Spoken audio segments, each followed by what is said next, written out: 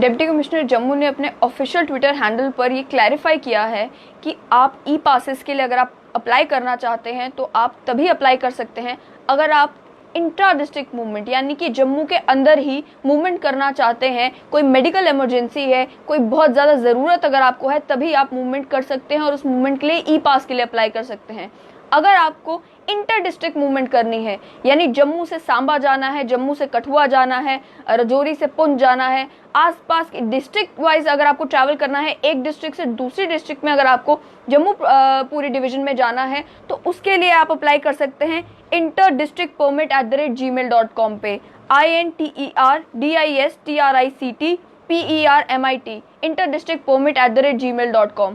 इस पर आप अप्लाई कर सकते हैं। और आप ई पास के लिए तभी अप्लाई करें जब आपको ज़रूरत है, या तो आप उन कैटेगरी में आते हैं जहां पर आपको ई पास इशू हो सकते हैं, यानी कि अगर आपका कोई कंस्ट्रक्शन का काम शुरू करना है उसके लिए आपको पास की ज़रूरत है, या अगर आप एसेंशियल सर्विसेज में आते हैं, एसेंशियल सर्विस प्रोवाइडर्स में आते हैं तो जनरली फिजिकल पासेस इशू हो रहे हैं। लेकिन अगर आप रेड जोन में हैं या फिर आप जम्मू के और किसी भाग में हैं और आपको मूवमेंट मेडिकल इमरजेंसी के चलते मूवमेंट करनी है, या फिर आपके परिवार में घर में किसी की मौत हो गई है और आपका मूवमेंट करना बहुत ज़्यादा ज़रूरी है, तब आप ई पास के लिए अप्लाई कर सकते हैं। डिप्टी कमिश्नर जम्मू ने पहले भी ये कहा था कि अभी तक 5100 ई पास की रिक्वेस्ट हमें आ चुकी हैं, जिनमें से 4900 को रिजेक्ट कर दिया गया है, क्योंकि जिन कारणों से ई पास के लिए अप्लाई किया जा रहा है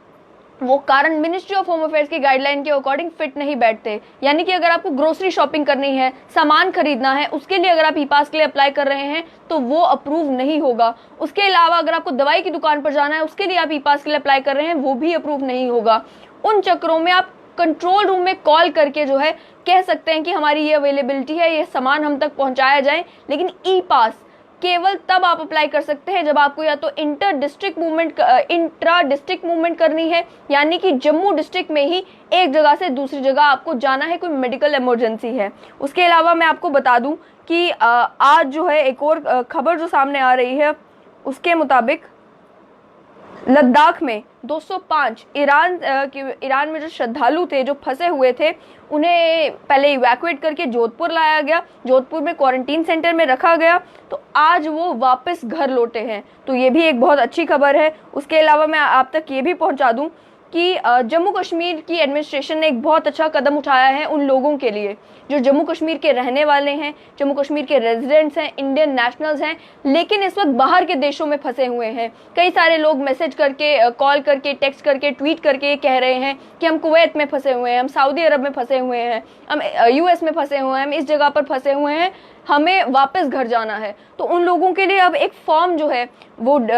department of information and public relation ने भी अपने ट्विटर हैंडल पर शेयर किया है और हमने भी वो लिंक जो है फॉर्म का स्ट्रेट लाइन के पेज पर शेयर किया है, वो आप जाकर देख सकते हैं। वो फॉर्म उन लोगों के लिए है जो जम्मू कश्मीर के रहने वाले हैं लेकिन इस वक्त बाहर के देशों में हैं। तो वो लोग जो है इस फॉर्म के ऊपर अपनी सारी डिटेल्स अपलोड कर सकते हैं। 26 तारीख तक का समय दिया गया है, 26 अप्रैल तक का समय दिया गया है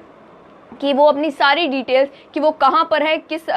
जगह पर है, क्या वो क्वारंटीन सेंटर में है, क्या उनकी प्रॉपर केयर चल रही है, नहीं चल रही है, वो जो डिटेल्स हैं उनकी, कहाँ के रहने वाले हैं जम्मू कश्मीर में, वो सभी डिटेल्स जो हैं वो उस फॉर्म में सबमिट कर सकते हैं। उसके अलावा मैं आपको बता दूं कि national centre for disease control जो कि हेल्थ मिनिस्ट्री के अंडर ही ऑर्गेनाइजेशन आती है, उन्होंने गाइडलाइंस इशू कर दी है कि क्वारंटीन सेंटर्स को किस तरीके से डिसइंफेक्ट किया जाना चाहिए। पहले भी हमने आप तक पहुंचाया कि किस तरीके से क्वारंटीन सेंटर्स जो बनाए गए हैं उसे दोबारा रीयूज करने से पहले डिसइंफेक्ट करना बहुत ज़्यादा ज़रूरी है। और डिसइंफेक्ट आप नॉर्मल जो डिटर्जेंट है उससे नहीं कर सकते। डिसइंफेक्ट करने के लिए भी गाइडलाइन आ चुकी है कि क्योंकि उस एटमॉस्फेयर में जहाँ पर ऑलरेडी कई सारे जो कोविड के सस्पेक्ट पेशेंट्स हैं उन्हें रखा गया है, या फिर उन आइसोलेशन वार्ड्स में जहाँ पर कोविड पॉजिटिव पेशेंट्स को रखा गया है, अगर उन्हें रीयूज करना है तो पहले उन्हें डिसइंफेक्ट करना ज़रूरी है, क्योंकि उस माहौल में जो वायरस है ज़्यादा देर तक सर्वाइव करता है। तो उसके लिए ये कहा गया है कि ये जो पोटेंशियली कंटामिनेटेड एरियाज हैं इन्हें उन प्रोडक्ट्स का इस्तेमाल करके साफ करने की ज़रूरत है जो जिनमें एंटी माइक्रोबियल एजेंट्स मौजूद हैं। उसके अलावा जो टेस्ट किए गए हैं उससे ये पता चला है कि सोडियम हाइपोक्लोराइट सबसे ज़्यादा इफेक्टिव है इन सभी एरियाज को डिसइंफेक्ट करने के लिए जहां पर कोरोना वायरस जो है ज़्यादा देर तक रुक सकता है, जैसे कि आइसोलेशन वार्ड, जैसे कि क्वारंटीन फैसिलिटीज़। उसके अलावा ये कहा है कि क्लिनिकल एरियाज में यानी कि आइसोलेशन रूम्स में, लेबोरेटरीज में, वहां पर सफाई करने के लिए ऐसे प्रोडक्ट का इस्तेमाल करने की जरूरत है जिसमें कम से कम 1% सोडियम हाइपोक्लोराइड सोल्यूशन हो। एटलीस्ट 1% सोडियम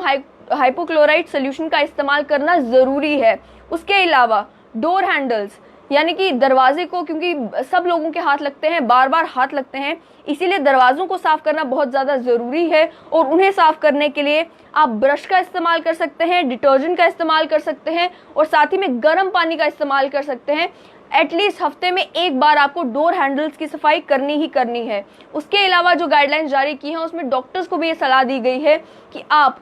हर एक पेशेंट को चेक करने से पहले अपने स्टेथोस्कोप को भी डिसइंफेक्ट करें और स्टेथोस्कोप को डिसइंफेक्ट करने के लिए अल्कोहल बेस्ड स्पिरिट स्वैब्स का इस्तेमाल करें। ये कहा है national centre for disease control ने। उसके अलावा उन्होंने ये भी कहा कि जो जनरल क्लीनिंग होती है उन एरियाज की जहाँ पर आप रह रहे हैं, जहाँ पे उन लोगों को या तो रखा गया है जो कि कोविड सस्पेक्ट हो सकते हैं, उन एरियाज की क्लीनिंग के लिए भी आपको गर्म पानी का इस्तेमाल करना है, डिटर्जेंट सोल्यूशन का इस्तेमाल करना है। और उन एरियाज को लेकर, क्योंकि वहाँ पर ज़्यादा खतरा नहीं है कि जो कोरोना वायरस है वो ज़्यादा देर तक रुके, इसीलिए आप जो नॉर्मल प्रोडक्ट्स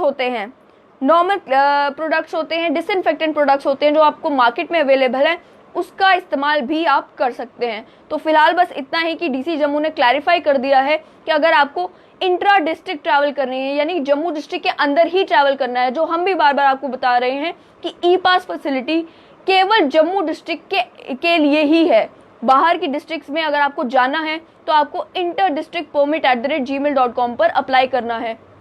और जा आप तभी सकते हैं जब आपको कोई मेडिकल इमरजेंसी हो, बहुत ज़्यादा ज़रूरत हो। नॉर्मल किसी केस में भी आपकी ई पास की एप्लीकेशन को एक्सेप्ट नहीं किया जाएगा। साथ ही साथ वो लोग जो बाहर के देशों में फंसे हुए हैं, फॉर्म अवेलेबल है, स्टेट लाइन के पेज पर भी अवेलेबल है, DIP और JK के ट्विटर हैंडल पर भी अवेलेबल है। आप जाएं और वो फॉर्म 26 अप्रैल से पहले ज़रूर पढ़ें। मुझे इस अपडेट से दीजिए इजाज़त। आप देखते रहिए स्ट्रेट लाइन।